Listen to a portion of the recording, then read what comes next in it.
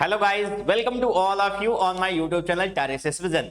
Last class में हमने आपसे बात की मॉडर्न पोइट्री को लेकर के, और उसमें बेसिकली हमने कुछ राइटर्स, जैसे कि उसमें एक नाम विल्फ्रेड ओवेन का है, उनकी पोयम डल्स एट डेकोरम एस्ट को लेकर के आपसे बातें की। किस तरीके से फर्स्ट वर्ल्ड वॉर में जर्मनी द्वारा केमिकल गैसेस का इस्तेमाल किया गया था, और उन केमिकल गैसेस को जैसे ही बॉडी में वो एंटर करती थी, उसके बाद बॉडी की सिचुएशन इस तरीके से हो जाती थी कि जैसे चूने को पानी में डाल दिया जाए या किसी इंसान को आप आग में फेंक दीजिए, तो उसके बाद जिस तरीके से वो जलता है या जिस तरीके से बॉडी में अल्सर्स निकल करके आते हैं, उस तरीके से उसकी हालत हो गई थी।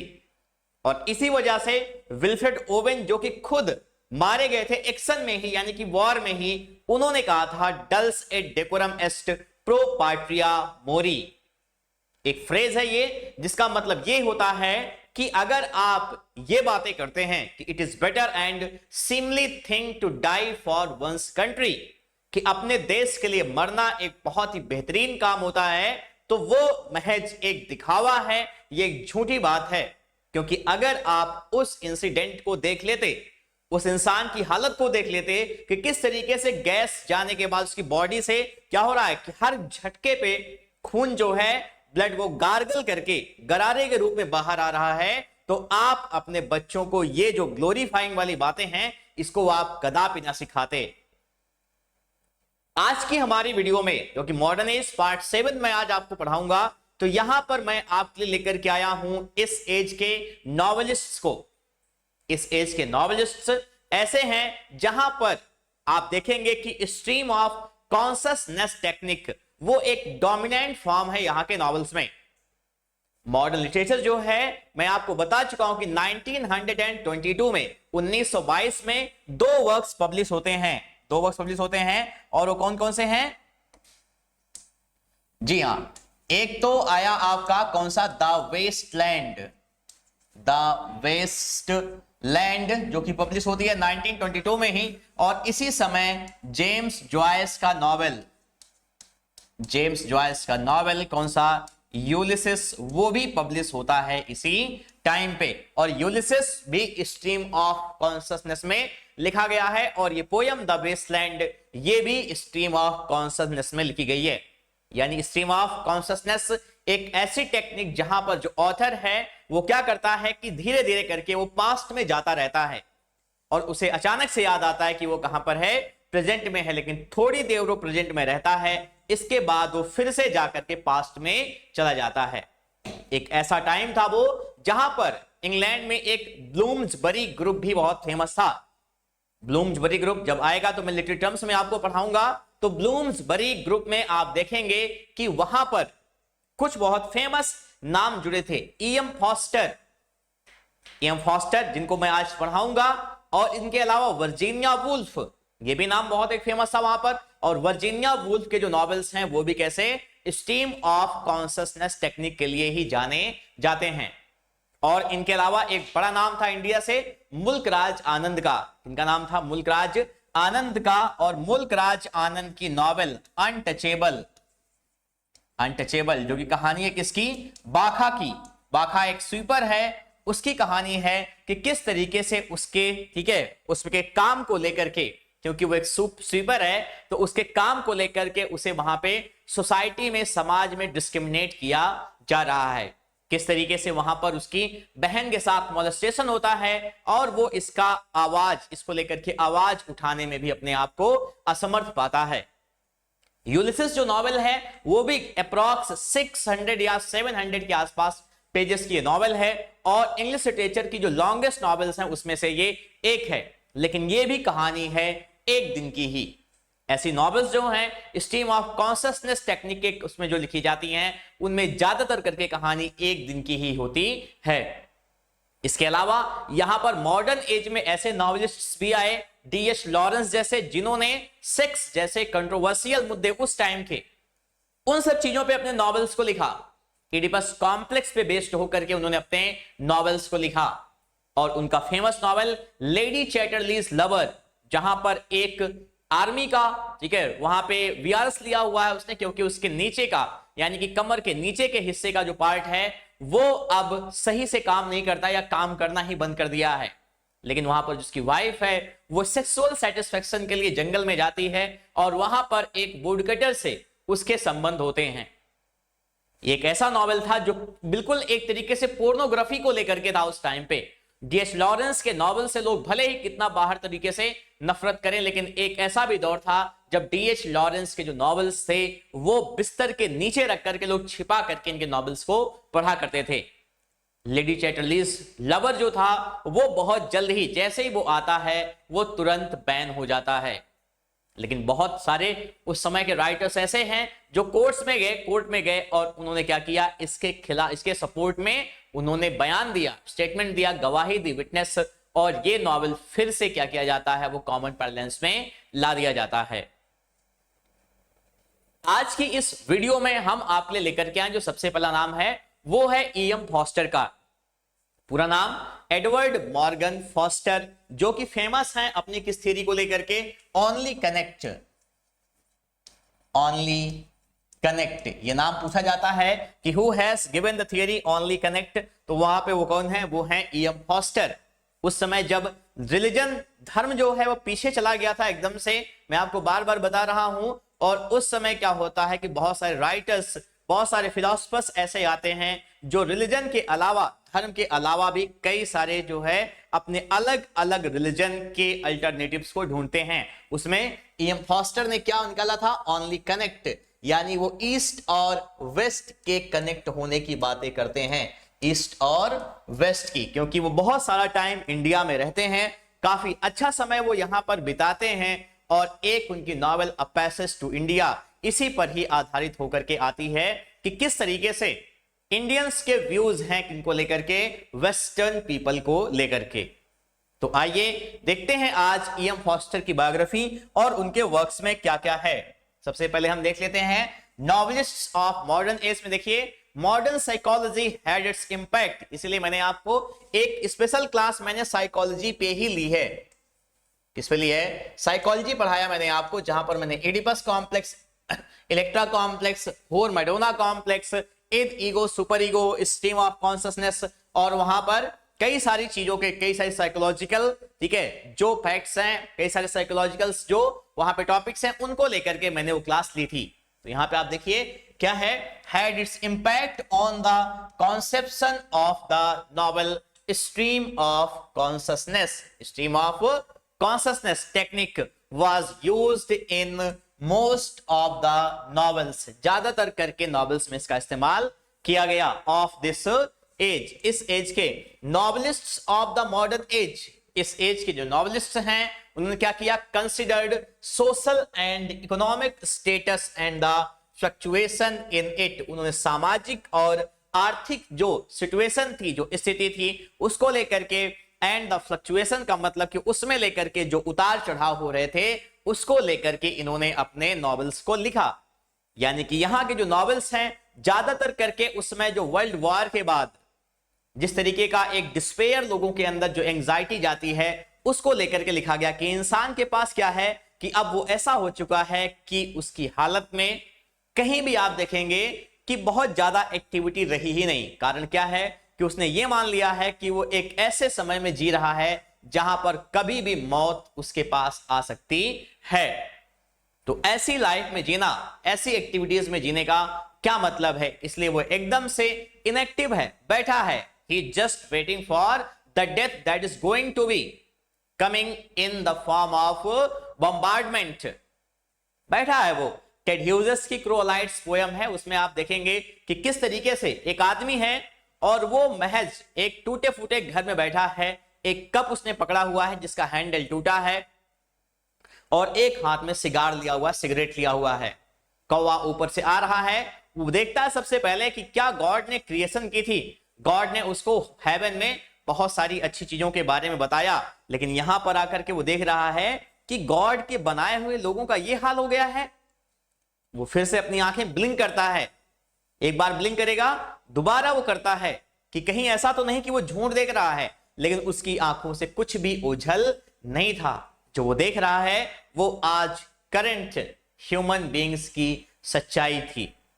तो वही हाल यहाँ के नॉवेल्स में भी आता है। आइए देखते हैं नॉवेलिस्ट कौन कौन से हैं इस एज के। तो सबसे पहला नाम है ई.एम. फॉस्टर। ई.एम. फॉस्टर का पूरा नाम है Edward Morgan foster. Edward Morgan foster 1879 में इनका जन्म होता है और 1970 में इनकी डेथ होती है। 1970 में लगभग 90 इयर्स के आसपास इनकी ठीक है उम्र रही। Foster became a writer shortly after graduating. ठीक है, बहुत अपने ग्रेजुएशन के तुरंत बाद ही ये राइटर बन गए और इनकी पहली नॉवेल कौन सी है? Where angels fear to tread. ये आप लोगों के लिए होमवर्क है। होमवर्क ये है कि ये पोप की, अलेक्जेंडर पोप की किस पोयम से ये लाइन ली गई है। अलेक्जेंडर पोप की कौन सी पोयम है जहां से इसका टाइटल लिया गया है? पूरी लाइन में आपको बता देता हूं। Fools rush in there, fools rush in there where angels fear to tread. वहां से उन्होंने इस लाइन को उठाया अलेक्जेंडर पोप की और अपना ये नॉवेल लिखा जो कि 1905 में पहली बार पब्लिश होता है। सेट इन टस्कनी, ये कहां पर सेट है? टस्कनी में। Was followed by his buildings Roman. Buildings Roman novels क्या होते हैं? ऐसे नॉवेल जहां पर इंसान के चाइल्डहुड या आप कह सकते हैं बर्थ से लेकर के उसकी ग्रोथ तक के बारे में दिखाया जाए, तो ऐसे नॉवेल्स को हम क्या बोलते हैं? Building Romans novel. और वो उसके बाद कौन सा नॉवेल है ये? Buildings Roman the longest journey, ये भी 1905 में पब्लिश होता है। अ रूम विद अ व्यू 1908, ये नॉवेल आता 1908 में। वाज फॉस्टर्स नेक्स्ट वर्क, ये फॉस्टर का अगला वर्क था। अ रोमांस सेट इन इटली, एक ऐसा रोमांस जो कहां पर सेट है? इटली में। इन 1914, 1914 में when E.M. Foster traveled to Egypt, जब E.M. Foster कहां पर ट्रेवल करते हैं? इजिप्ट, मिस्र गए, उसके बाद जर्मनी एंड इंडिया और finally India with Goldsworthy Lowes Dickens. ठीक है, किसके साथ में? With Goldsworthy Lowes Dickinson, Dickens नहीं बल्कि डिकिंसन। ठीक है, he had already written 4 of his 5 novels, तो अपने 5 में से 4 नॉवेल्स को ये लिख चुके थे उस समय तक। इन द अर्ली 1920s, 1920 में शुरुआत में, यानी 1920-21 आप कह सकते हैं, E.M. Foster was Tukojirao thirds, इनके पास में तुकोजीराव थर्ड्स प्राइवेट सेक्रेटरी। ठीक है, यहां पे इंडिया में उनके प्राइवेट सेक्रेटरी रहे। He wrote the hill of devil, और यही वो दौर था, यही वो टाइम था जब इन्होंने कौन सा नॉवेल लिखा? The hill of devil, a non fiction. ठीक है, ये फिक्शन नहीं है, non fiction memoir of his experience as private secretary of to the maharaja of Dewas Tukojirao third. यानी उस समय इन्होंने अपने एक्सपीरियंसेस को द हिल ऑफ डेविल जैसे नॉन फिक्शन मेमोआ में लिखा, और ये एक भारत के महाराजा, इनका क्या नाम था? ठीक है, तुकोजीराव थर्ड्स उनके यहां पर प्राइवेट सेक्रेटरी थे। और इसी समय क्या होता है? फॉस्टर स्पेंट, ये एक अच्छा खासा टाइम स्पेंड करते हैं कहां पर? ठीक है, in India, and became well acquainted with the conflict between the British Raj and the Indian independence movement. यानी कि उस समय जो भारतीय स्वतंत्रता संग्राम चल रहा था उसको लेकर के और ब्रिटिश राज के बीच में क्या कॉन्फ्लिक्ट है, इस चीज को लेकर के इन्होंने अपने इस नॉवेल को लिखा। Foster famously visited the hill caves of Marabar in the north Indian state of Bihar on the morning of 28 जनवरी 1913। आप समझ सकते हैं कि ये 28 जनवरी 1913 में माराबार, ठीक है, जगह पर, वहां पे माराबार जो जगह है वहां पे विजिट किए थे, और इसी वजह से एंड यूज्ड हिज एक्सपीरियंस, और उन्होंने अपने इस अनुभव को to give form to one of the pivotal movements in a passage to India. यानी अ पैसेज टू इंडिया जब नॉवेल को लिखा, तो ये जो नॉवेल है वो मेनली आप जाकर के देखेंगे तो क्या हुआ है, माराबार हिल्स में ही पूरी की पूरी कहानी है। मैं आपको एक नटशेल में बता देता हूं क्या होता है कि एक आप जब नॉवेल शुरू होता है तो वहां पर, ठीक है, डॉक्टर अजीज हैं, डॉक्टर अजीज और कई सारे ठीक है, वहां पे उनके फ्रेंड्स बैठे हुए हैं और उसी समय क्या हो रहा है कि ये बातें कर रहे हैं कि जो अंग्रेज लोग हैं वो क्या हैं, वो एक अंग्रेज को अगर 1 महीने लगेगा इंडियन से दुश्मनी करने में, तो इनकी जो महिलाएं हैं वो क्या करेंगी, वो 15 दिन में या 10 दिन में इनकी दुश्मन बन जाती हैं। इस तरीके से बातें कर रहे हैं और इसी समय इनको ये बताया जाता है, क्या हो रहा है कि डॉक्टर कैलेंडर नाम के एक इंसान है वहां पर, ठीक है, और डॉक्टर जी एक सर्जन है, तो डॉक्टर कैलेंडर को इनका बुलावा आ गया है। अब ये बेचारे वहां पर भाग करके जा रहे हैं और वहां पर जब जाते हैं तो देखते हैं कि उनके कमरे पर, घर पर पार्टी है डॉक्टर कैलेंडर के, और अब वो पार्टी हट गई है, खत्म हो गई है या चल भी रही है, तो डॉक्टर अजीज का वहां पर मन नहीं लग रहा है। लौट रहे हैं वो अपनी साइकिल से, और साइकिल से क्या हो रहा है कि इनकी जो है साइकिल खराब हो जाती है और ये बगल की एक मस्जिद में जाकर के बैठ गए हैं। मस्जिद में बैठे हुए हैं और वहां पर वो देखते हैं कि एक महिला है जो चप्पलें पहन करके उस मस्जिद में आ गई हैं। उनका नाम क्या है, मिसेस मूर। मिसेस मूर, इस नॉवेल का क्या नाम है, a passage to India. A passage to India. और ये पैसेज किसका है, 2 महिलाओं का। एक तो कौन है, मिसेस मूर, और दूसरी इनकी बहू होने वाली है जिनका नाम क्या है, एडला क्वेस्टेड। एडला क्वेस्टेड, ये दोनों महिलाएं आई हुई हैं इंडिया, और ये एडला क्वेस्टेड जिससे शादी करने वाली हैं, यानी कि जो मिसेस मूर हैं, इनके बेटे से जिसका नाम क्या है, रॉनी हैस्लॉप। रोनी हैस्लॉप। रोनी पहले एक अच्छा इंसान था, लेकिन अब वो चंद्रपुर, जहां पर ये नॉवेल सेट है, चंद्रपुर डिस्ट्रिक्ट का अब वो क्या है, मजिस्ट्रेट है। तो अब क्या हो गया है, उसके अंदर इंपीरियलिज्म, साम्राज्यवाद की जो सोच थी, विचारधारा, वो घर कर गई है। अब यहां पर मिसेस मूर से इनकी मुलाकात होती है डॉक्टर अजीज की, और वो एक अच्छे दोस्त के रूप में बन जाते हैं। इसके बाद इन लोगों के बीच की जो कड़ी है वो कौन है, मिस्टर फील्डिंग, जो एक ब्रिज की तरीके से काम करते हैं, मिस्टर फील्डिंग। और माना जाता है कि वो राइटर का माउथ पीस कैरेक्टर है, यानी कि जो राइटर के विचार हैं, लेखक के विचार हैं, उसी को फील्डिंग रिप्रेजेंट कर रहा है। फील्डिंग और डॉक्टर अजीज अच्छे दोस्त बन जाते हैं, और उसके बाद अगले दिन ये लोग प्लान करते हैं कि ये जाएंगे माराबार केव्स। ये वही जगह है जहां पर E.M. फॉस्टर गए थे, माराबार केव्स, जो कि पश्चिमी घाट का एक हिस्सा है। वहां पर जाते हैं, लेकिन जाते समय रास्ते में मिस्टर फील्डिंग की ट्रेन जो है वो मिस हो जाती है। और वहां पर माराबार केव्स में जब जाते हैं तो वहां पर एडला क्वेस्टेड हैं, मिसेस मूर हैं और डॉक्टर अजीज हैं। डॉक्टर अजीज ये सब टहल रहे होते हैं, तभी मिसेस मूर क्या होता है, सॉरी एडला क्वेस्टेड, उनको एक आवाज, और आवाज वो कोई नहीं थी, वहां पर इको इतना ज्यादा होता है प्रतिध्वनि की, आप कोई भी आवाज बोलेंगे तो वो एक बहुत तेजी से उसकी रिवर्बरेशन वहां पर सुनाई पड़ती है। और इसी समय एडला क्वेस्टेड को यह महसूस होता है कि शायद किसी ने उनके ऊपर अटैक करने की कोशिश की है, और वो वहां से भागती हैं और आकर के यहां पर वो एक पुलिस FIR फाइल करती हैं, जहां पर उन्होंने ये स्टेटमेंट दिया कि डॉक्टर अजीज ने उनके ऊपर एक सेक्सुअल असाल्ट करने की कोशिश की है।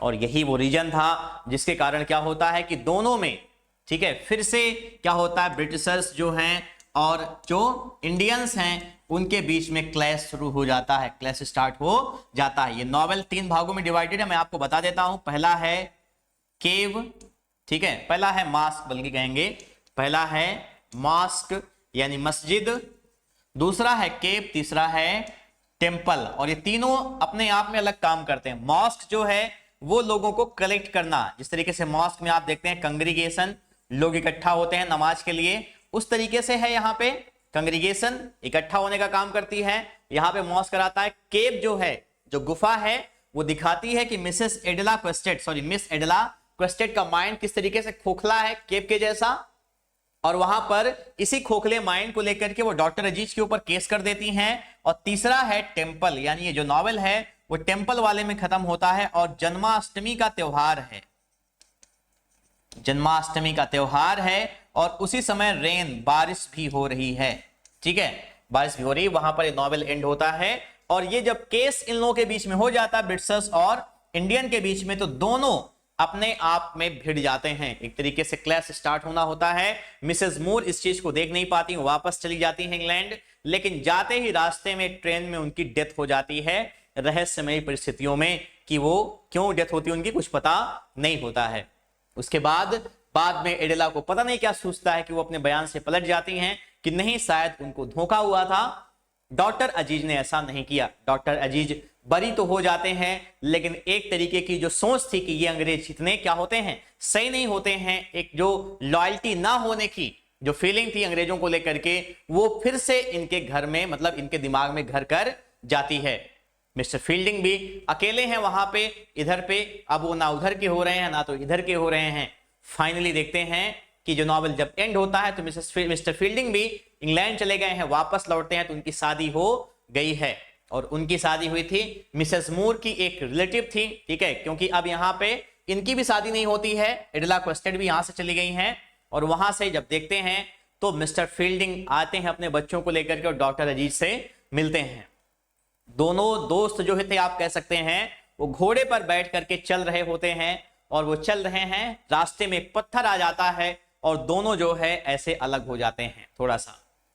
और वो एक सिंबॉलिक था अपने आप में कि क्या है, अभी बहुत सारा टाइम, और सामने बताते हैं कि होरिजोन जो था वो दिखाई पड़ रहा था, यानी ब्रिटिशर्स और, ठीक है, इनके रिश्ते में, इंडियंस के रिश्ते में अभी सामने जो दूरी तय करनी थी उसका कोई अंत नहीं था।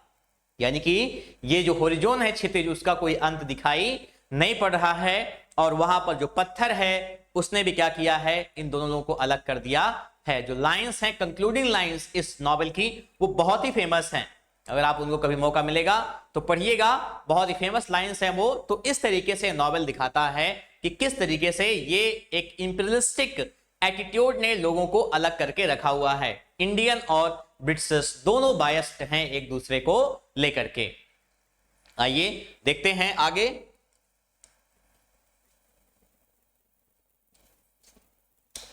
जी हाँ, ठीक है। When Adela Quested and Mrs. Moore visit the caves of Marabar, यही मैंने आपको बताया कि जब मिसेस मूर और एडला क्वेस्टेड माराबार केव्स में जाती हैं, E.M. Foster became a broadcaster on BBC radio. यहां पर भी आए थे, BBC रेडियो पर भी बने। From the 1930s to the 1940s, 1930 से लेकर के 1940 तक George Orwell commissioned his weekly book review establishing E.M. Foster as a critic। George Orwell ये वही हैं जिन्होंने एनिमल फार्म जैसे नॉवेल्स को लिखा। Commissioned his weekly book review, उन्होंने क्या किया, इनकी जो वीकली बुक रिव्यू था उसको कमीशन किया।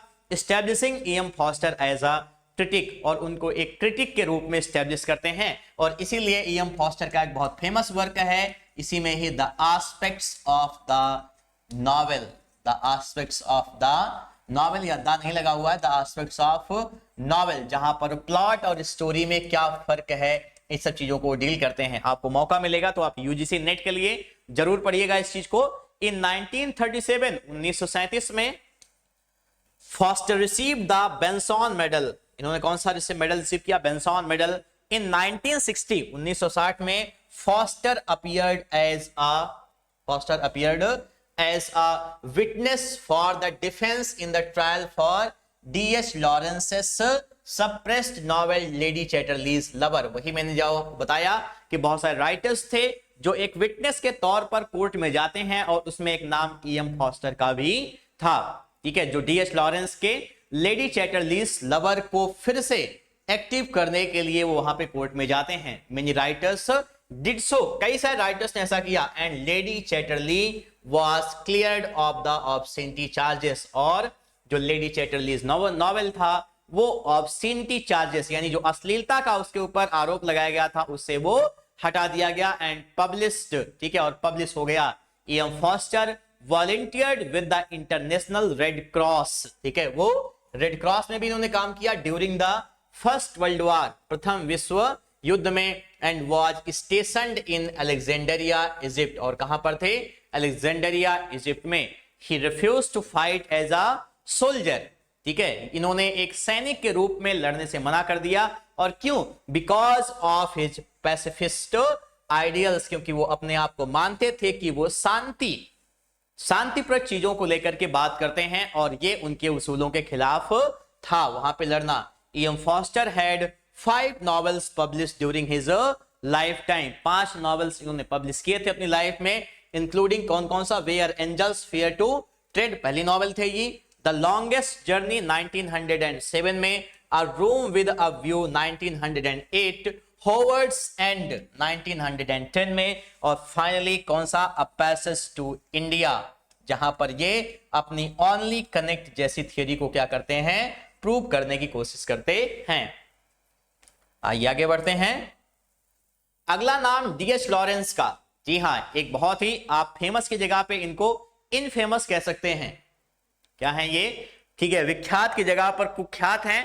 जन्म हुआ था 1885 में, एलियट के जन्म के 3 साल पहले, और 1930 में इनकी डेथ होती है। डीएच लॉरेंस का पूरा नाम है David Herbert Lawrence. David Herbert Lawrence. DH Lawrence first book the white peacock, पहली किताब इनकी कौन सी, the white peacock, was published in 1910। ये कब पब्लिश होती है, 1910 में। His second novel was the trespasser, दूसरा इनका नॉवेल कौन सा होता है, द ट्रेसपासर, पब्लिश्ड इन 1912, जो कि 1912 में पब्लिश होता है। He is best known for his infamous novel lady Chatterley's lover, इसी के बारे में भी बात हुई है, 1928 में जो पब्लिश हुआ। DH Lawrence propose to Louie Burrows an old college friend, ठीक है। डीएच लॉरेंस ने क्या किया, उन्होंने अपनी लाइफ में प्रपोज किया एक लड़की को जिसका नाम क्या था, लुई बोरोज, एक कॉलेज की फ्रेंड थी। Soon after he met his old professor's wife, और इसके बाद उनकी मुलाकात अपने प्रोफेसर की वाइफ से, प्रोफेसर की पत्नी से हो जाती है, जिनका नाम था फ्रेडा वॉन रिस्टॉफेन, ठीक है, क्या नाम था, Frieda von Richthofen, and fell in love with her, यानी एक के बाद बंदे को प्यार ही हो रहा है। DH Lawrence ended his engagement and convinced Frieda to run away with him. क्या होता है, वो क्या करते हैं, अपनी एंगेजमेंट जो किसके साथ में हुई थी, ये इनके साथ में, क्या नाम है, लुई बोरोज को साथ में, इनकी साथ एंगेजमेंट को तोड़ते हैं और कन्विंस करते हैं फ्रीडा को उनके साथ भाग लेने के लिए। तो समझ रहे हैं, कभी कभी ऐसा भी हो जाता है कि जो स्टूडेंट होता है वो इतना शार्प होता है कि वो टीचर की वाइफ को लेकर के ही भाग ले रहे हैं, और वो डीएच लॉरेंस जैसे लोग ही कर सकते हैं। दे ट्रेवल्ड टू जर्मनी, वो जर्मनी जाते हैं, एंड देन टू इटली, उसके बाद Italy, and he continue to write, ये काम बंदे ने अच्छा किया, वो लिखता रहा, continue to write DH Lawrence first play the daughter in law. समझ रहे हैं, ये कभी सन्स एंड लवर्स लिखते हैं, कभी डॉटर इन लॉ लिखते हैं, रिश्तेदारी पूरी इन्हीं के पास में है। वॉज पब्लिश इन 1912, 1912 में पब्लिश होता है। इन 1915, 1915 में डीएच लॉरेंस बुक, इनकी कौन सी किताब, देखिए, the rainbow was published but was condemned for its sexual content, लेकिन अपने सेक्सुअल कंटेंट को लेकर के इसको फिर से कंडेम्ड किया जाता है, यानी फिर से इसकी निंदा होती है। विद वर्ल्ड वॉर फर्स्ट, ठीक है, वर्ल्ड वॉर फर्स्ट जब हुआ, DH Lawrence and his German wife, इनकी जर्मन पत्नी, वर बैनिस्ड फ्रॉम कॉर्नवॉल, इनको कॉर्नवॉल से निकाल दिया गया।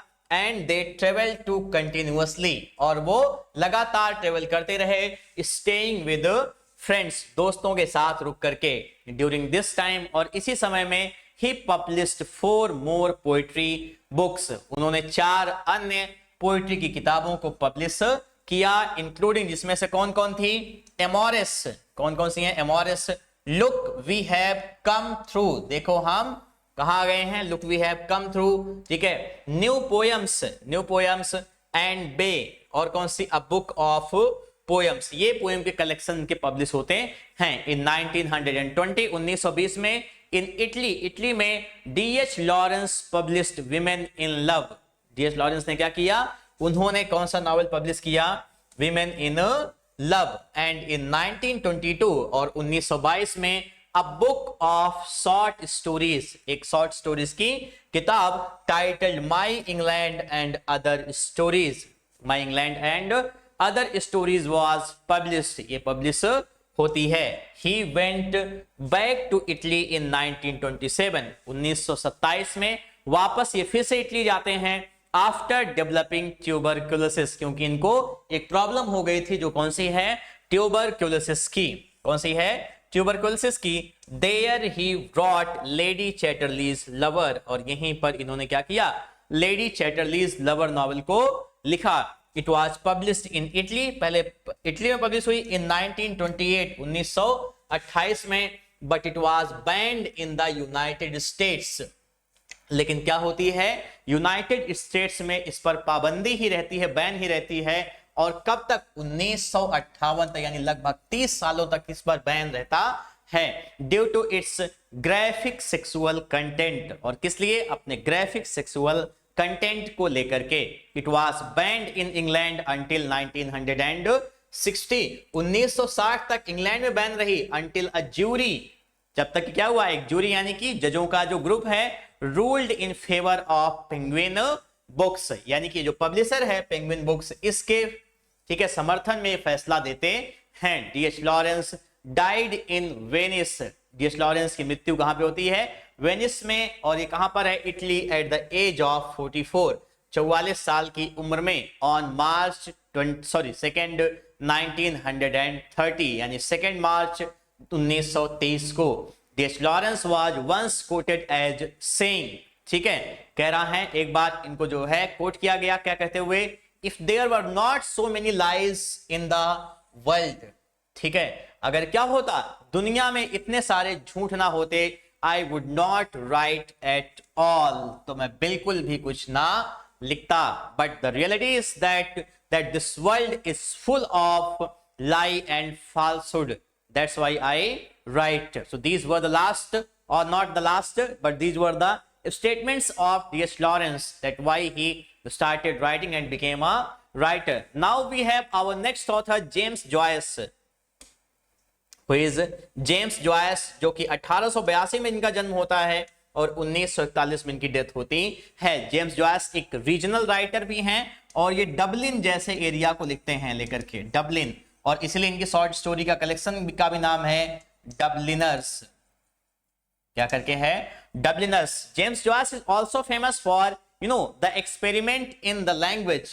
ही has done many experiments through the language. और देखिए, एन आयरिश नॉवलिस्ट, एक आयरिश नॉवलिस्ट थे, well known for his experimental use of language. अपनी इस चीज को लेकर के ये बहुत ज्यादा फेमस हैं। थ्रू आउट हिज लाइफ, पूरी अपनी जिंदगी में, Joyce would suffer from both, ठीक है, दोनों तरीके से पीड़ित रहे। कैसे? बोथ मॉनेटरी, मॉनेटरी मीन्स पैसे, मनी को लेकर के भी, एंड मेडिकल डिस्कम्फर्ट्स, और कैसे? चिकित्सा को लेकर के भी, पैसे भी नहीं है और मेडिकल कंडीशन भी ठीक नहीं है। वन ऑफ हिज देखिए क्या है? बिगेस्ट स्ट्रगल्स वर हिज आईज। सबसे ज्यादा इनको प्रॉब्लम हुई किस चीज को लेकर के? अपनी आंखों से। और क्या हुआ? Joyce had around 2 dozen eye surgeries during his life. 24 बार लगभग इनकी आंखों का ऑपरेशन होता है। And often had to wear eye patches, प्राय इनको आई पैचेस पहनने रहते थे, which forced him to use a red crayon. और क्या होता था? ये लाल रंग का क्रेयॉन एक इस्तेमाल करते थे। क्रेयॉन आप लोग जानते ही होंगे, स्केच टाइप का होता है। व्हेन राइटिंग, जब वो लिखा करते थे, so he could see his work clearly, ताकि वो अपने वर्क को क्लियरली, स्पष्ट रूप से देख सकें। He used complex symbolic parallels drawn for mythology, ठीक है, इन्होंने क्या किया? सिंबॉलिक पैरेलल्स को, यानी कि बहुत सिंबॉलिक चीजों को लिखा। ड्रॉन फ्रॉम माइथोलॉजी, कहां से ले आते थे? माइथोलॉजी से, इतिहास से, एंड लिटरेचर और साहित्य से। And created a unique language of invented words, और एक यूनिक लैंग्वेज को इन्होंने इन्वेंट किया, ठीक है, जिसमें इन्वेंटेड वर्ड्स इनके खुद के बनाए हुए शब्द थे, पंस थे, एंड एल्यूजन्स। एल्यूजन्स क्या होता है? Passing reference. मैं आपको बता चुका हूं पिछली क्लासेस में क्या होता है।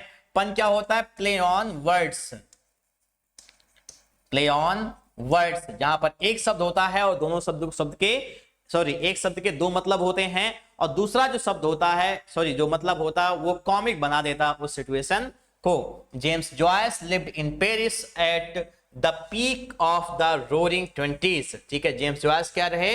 वो पेरिस में रहे eight the peak of the roaring 20s, यानी रोरिंग 20s के इस तो पीक पे वहां पे थे। Artists of the lost generation were drawn to Paris following WW1 यानी वर्ल्ड वॉर फर्स्ट। ठीक है, यानी आर्टिस्ट जो थे वो क्या थे, ऑफ द लॉस्ट जनरेशन, यानी इस टाइम के वर्ल्ड वॉर के दौरान के वर ड्रॉन टू पेरिस, वो पेरिस में थे following world war 1 and many, और उसमें से कई सारे लाइक हेमिंगवे, आपने नाम सुना ही होगा हेमिंगवे का, कहां पर, old man and the sea, a farewell to arms जैसे राइटर हैं उनके जो है नॉवेल्स के, एंड एफ स्कॉट फिट्जजेराल्ड, और F Scott Fitzgerald made their names and fortune there as writers, ये सब ने इन्होंने अपना फॉर्च्यून वहां पर बनाया था, कैसे, as a writer. Hemingway met Joyce, यहीं पर हेमिंगवे की मुलाकात किससे हुई, जॉयस से, at the famed Shakespeare and Company, Shakespeare and Company, and they often went out drinking together, और इस तरीके से हेमिंगवे और जॉयस दोनों लोग साथ में बाहर जाकर के कभी कभी ड्रिंकिंग भी किया करते थे, ये अच्छे दोस्त बन चुके थे ये। ठीक है, मेनी राइटर्स, कई सारे writers like Hemingway looked at Joyce as a literary genius, वो जॉयस को मानते थे एक लिटरेरी जीनियस के तौर पर, and sometimes to aspire to, और वो क्या होते थे, वो इससे एस्पायर भी थे।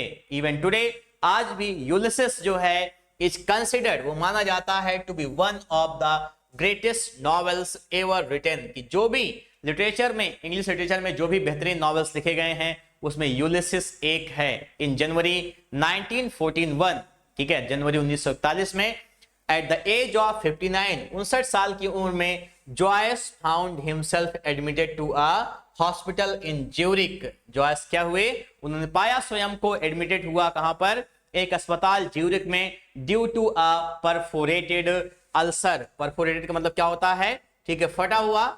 एक फेमस नॉवेल है मिडनाइट चिल्ड्रन, ठीक है, सलमान रुश्दी की, उसका जो पहला पेज है वो ही क्या है, द परफोरेटेड सीट, पहला जो चैप्टर है, पहला होगा या एक दूसरा होगा, लेकिन परफोरेटेड सीट है।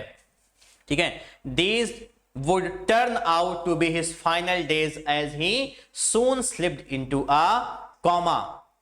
ठीक है, किसमें चले गए, into a coma, क्या होता है, यही उनके अंतिम दिन थे, क्योंकि इसके बाद वो कोमा में चले गए, एंड डाइड ऑन जनवरी 13, और 13 जनवरी को इनकी डेथ हो जाती है।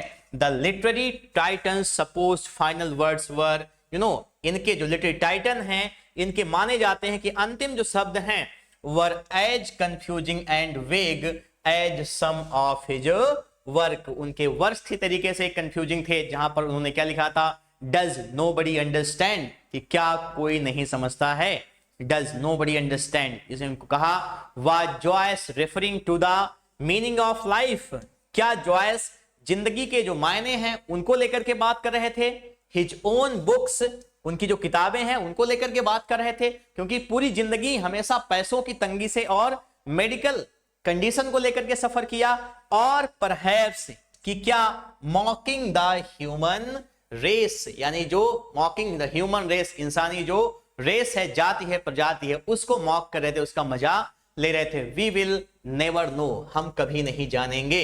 हिज फेमस नॉवेल्स आर, उनके फेमस नॉवेल्स कौन कौन से हैं, a portrait of the artist as a young man, एक फेमस नॉवेल है ये, a portrait of a artist as a young man, and Ulysses, जो कि पब्लिश होता है कब, 1922। इनके शॉर्ट स्टोरी कलेक्शन का नाम है डबलिनर्स, क्या नाम है, डबलिनर्स। अगली ऑथर हैं Virginia Woolf, Virginia Woolf famous हैं किस चीज को लेकर के, अपने नॉवेल्स में जो इस्तेमाल करती हैं, किस चीज को लेकर के, stream of consciousness technique, stream of consciousness technique, और ये मानी जाती हैं फेमिनिज्म यानी नारीवाद की जो बातें चलाई गई उसमें उनके लीडिंग प्रिकर्सर हैं ये, और इन्होंने एक फेमस अपना वर्क लिखा हुआ है, कौन सा, अ room of one's own, a room of one's own, जहां पर ये एक इमेजिनरी लेडी, इसका नाम क्या है, जूडिथ शेक्सपियर,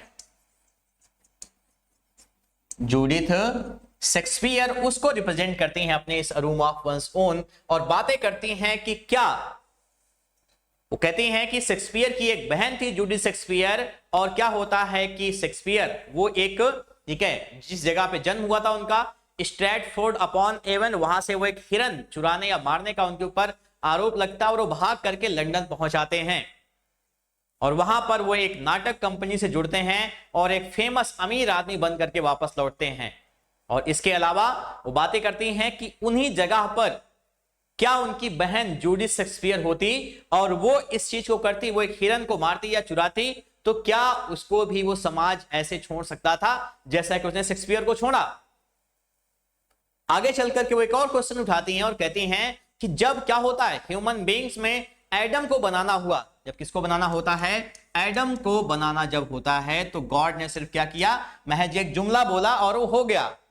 गॉड ने कहा कि एक ऐसा इंसान बन जाए और वो बन गया। लेकिन जब ईव को बनाना होता है तो क्या होता है, एडम सोया हुआ है और उसके रिबकेज से, हड्डी से एक जो है निकाला जाता है और उससे वो ईव को बनाते हैं।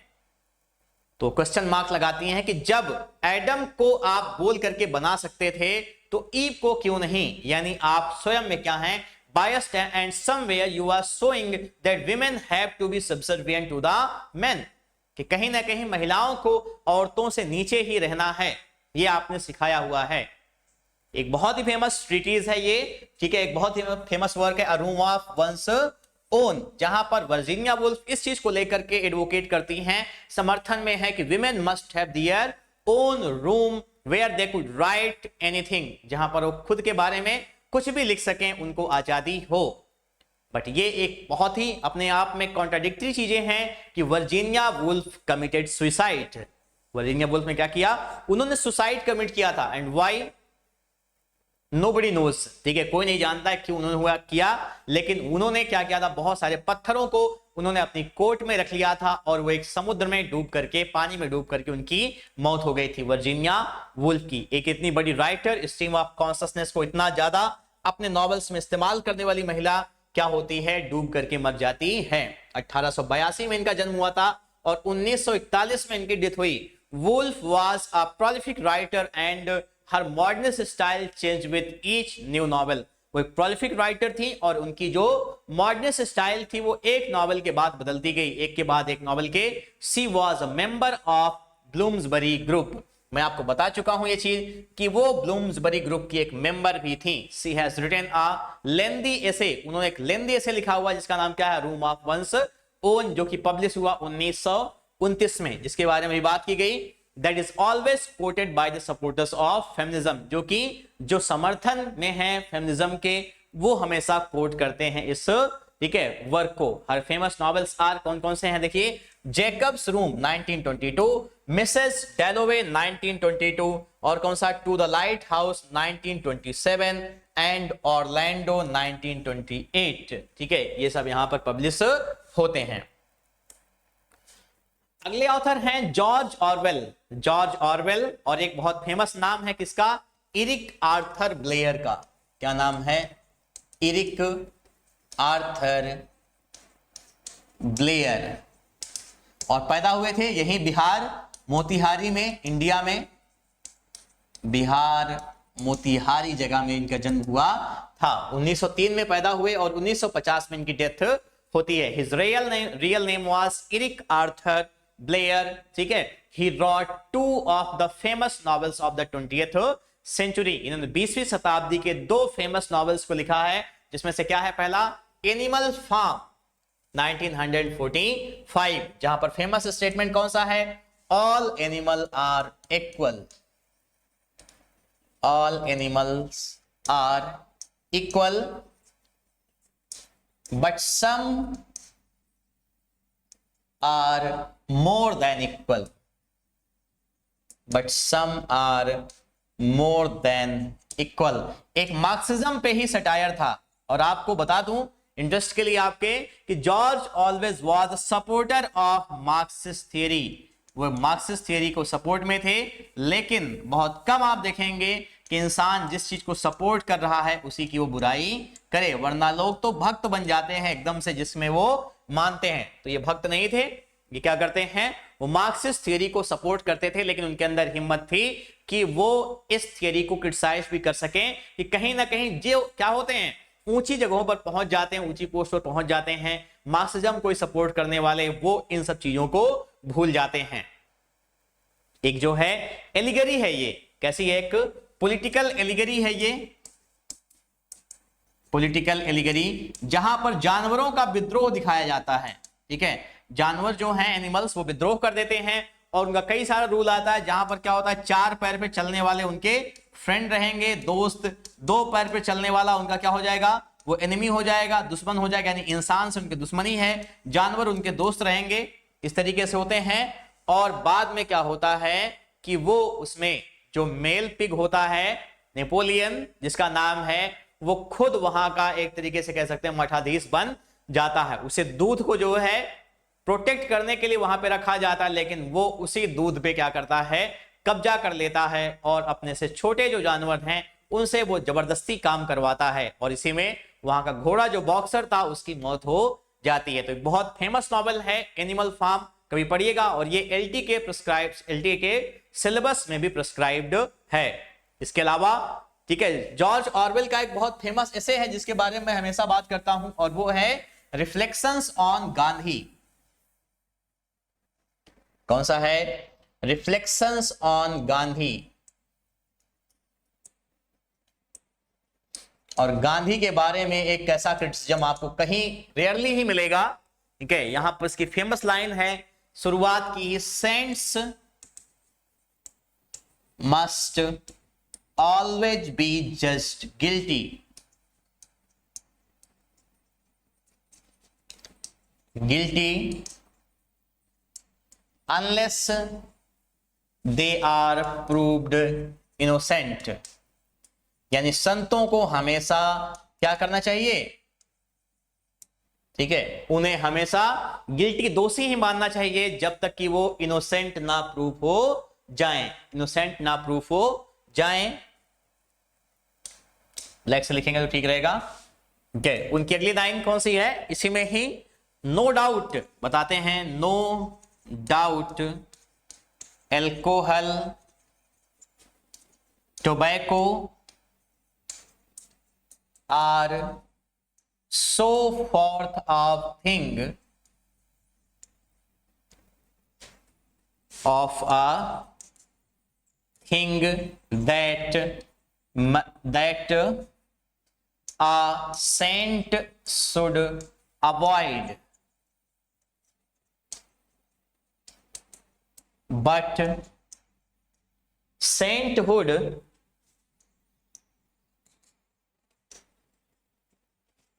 is also a thing that a man must avoid। ठीक है, क्या बात करते हैं कि नो डाउट, इसमें कोई दो राय नहीं है कि alcohol,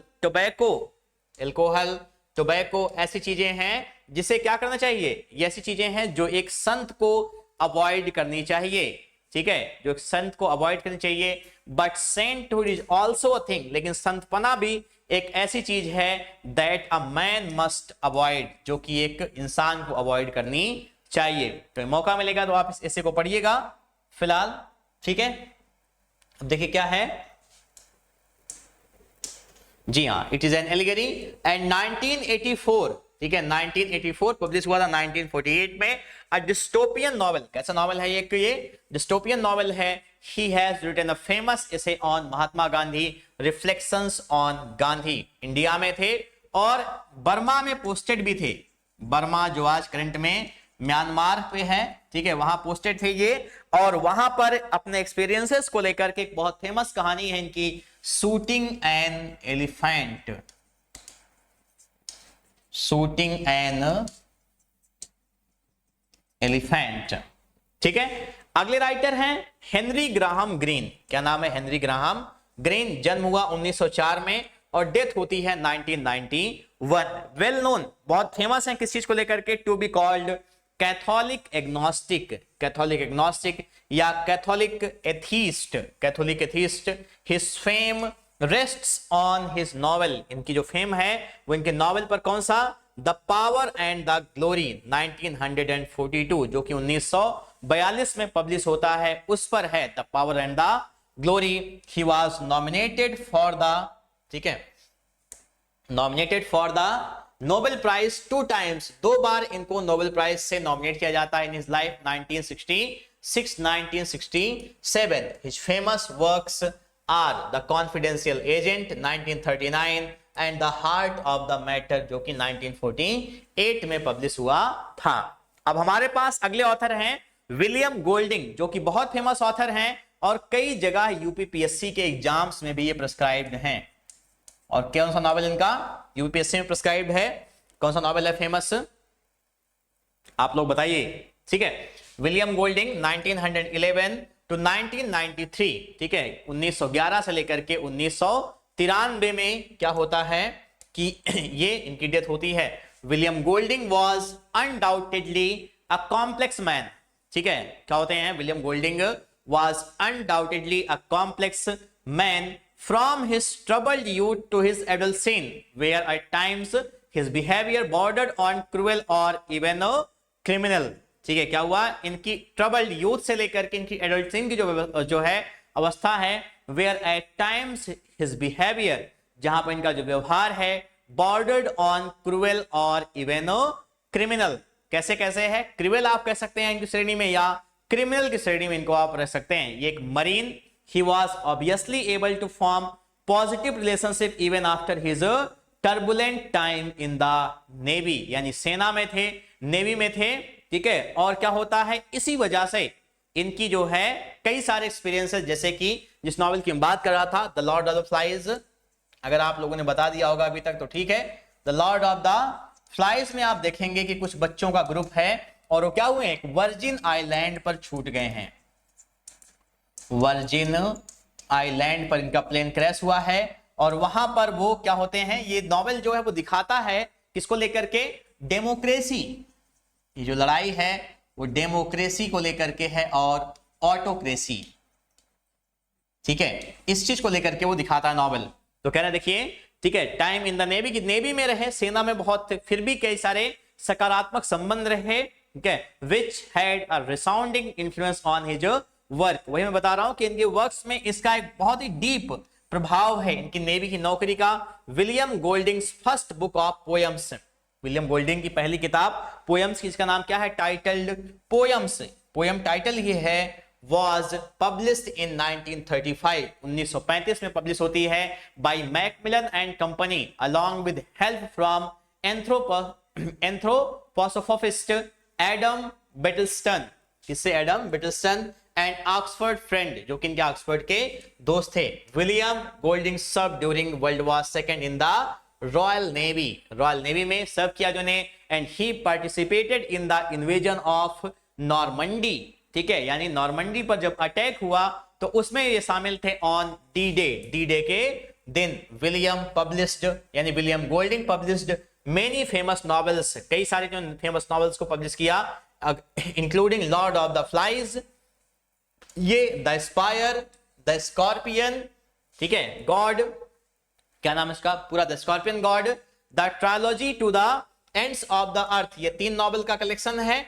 and the double tongue, कौन सी, double tongue, which was publish in 1995, जो 1995 में पब्लिश होती है आफ्टर हिज डेथ, उनकी डेथ के बाद में. William Golding was awarded many prizes including the Nobel prize, इनको कई सारे अवार्ड मिलते हैं जिसमें कौन कौन से, नोबेल प्राइज होता है, तब बुकर प्राइज भी इनको मिला हुआ है. And was appointed a night bachelor in 1988, और 1988 में इनको नाइट बैचलर भी, ठीक है, उस किताब से भी नवाजा जाता है, इनको अपॉइंटमेंट वहां पे दिया जाता है. He is well known for his debut novel, पहला नॉवेल इनको कौन सा था, लॉर्ड ऑफ द फ्लाइज, 1954 में पब्लिश हुआ. और लगभग ये यूपीपीएससी या दूसरे प्रदेशों के जो कॉम्पिटिटिव एग्जाम्स हैं उसमें ये नॉवेल प्रिस्क्राइब्ड है. He was awarded with Booker prize for his book Rites of Passage, Rites of Passage, ठीक है, अपनी किताब के लिए इनको क्या मिलता है, बुकर प्राइज. और कब, ऑफ द ईयर 1980, 1980 में. ठीक है, he has written a trilogy, इन्होंने एक ट्रायलॉजी को लिखा हुआ है, इसको आप 80 कर लीजिएगा. ठीक है, ट्रायलॉजी कौन सी है आप देखिए, To the Ends of the Earth, वही जिसके बारे में बात हुई, To the Ends of the Earth, इसमें राइट्स ऑफ पैसेज 1980 में. एक बार इसको चेक करना है कौन सा सही है, चेक कर लीजिएगा. और अगला है क्लोज क्वार्टर्स 1987 में, और फायर डाउन बिलो जो कि 1989 में पब्लिश होती है। ठीक है, तो ये थी आज की हमारी क्लास, ठीक है, जिसमें हमने स्पेशली नॉवेलिस्ट को लेकर के बात किया, हमने E.M. फॉस्टर से आपसे बातें की, D.S. लॉरेंस को लेकर के, वर्जीनिया वुल्फ को लेकर के, विलियम गोल्डिंग को लेकर के, ग्राहम ग्रीन को लेकर के, और जेम्स जॉयस जैसे कैरेक्टर्स को लेकर के, सॉरी नॉवेलिस्ट को लेकर के हमने यहाँ पर बात की, और किस तरीके से बताया हमने कि यहाँ पर जो फिलॉसफी उस समय वर्ल्ड की, चाहे वो स्ट्रीम ऑफ कॉन्शियसनेस टेक्निक को लेकर के बातें हो, या उस समय जो दौर चल रहा था, और जिस दौर में क्या होता है, वर्ल्ड वॉर एक बड़ा फिनोमिना था, और इसके जो डिस्पेयर, जो एंजाइटी लोगों के अंदर आ रही थी, उससे इंस्पायर्ड होकर के राइटर्स ने क्या किया, नॉवेल्स को लिखा। इवन विलियम गोल्डिंग का लॉर्ड ऑफ द फ्लाइज एक ऐसा नॉवेल है जो दिखाता है दो बच्चों का एक, ठीक है, बच्चों का एक ग्रुप होता है, वो एक आइलैंड पर, वर्जिन आइलैंड, क्योंकि वहां पर अभी तक कोई गया नहीं है, वहां पर वो पहुंच जाते हैं, चुनाव होता है, ठीक है, और उसमें क्या होता है, राल्फ नाम का एक जो है इंसान है, एक लड़का है, वो जो है एक तरफ हो जाता है और एक तरफ जैक, ठीक है, ये राल्फ और जैक, इस तरीके से बच्चे जो है वो वहां पर, मैं थोड़ी सी स्टोरी अभी बताऊंगा आपको जब मैं अलग से इंडिविजुअली इस नॉवेल को पढ़ाऊंगा। फाइनली क्या होता है कि वो अपने आपस में इतनी लड़ाई करते हैं, एक ग्रुप जो है वो अनार्की को डिनोट कर रहा है और एक डेमोक्रेसी को डिनोट कर रहा है, दोनों ग्रुप ऐसा लड़ते हैं वहां पर कि क्या होता है कि पूरा जो आइलैंड था उस पर आग लगा देते हैं। ठीक है, तो आज की अपनी वीडियो में सिर्फ इतनी ही बात करेंगे। अपनी आने वाली वीडियो में हम आपसे बात करेंगे अपने अलग राइटर्स को लेकर के, जो कि बेसिकली होंगे ड्रामा से। तो thank you so much for watching, have a good day. ये वीडियो कैसी लगी आप लोग अपने लाइक और कमेंट के जरिए जरूर बताइएगा।